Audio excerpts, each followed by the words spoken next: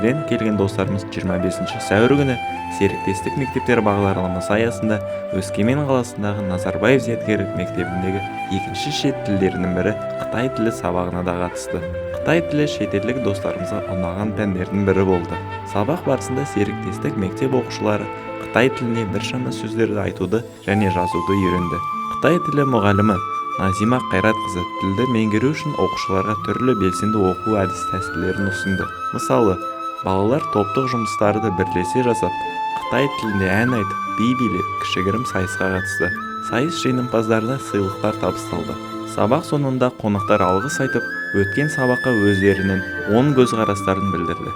Бұндай жобалар мектебіміздің оқушылары мен ұстаздары үшін өте маңызды болып табылады. Бұл бізге шет ел мектептерімен тәжірибе алмасуға үлкен мүмкіндіктердің бірі болды.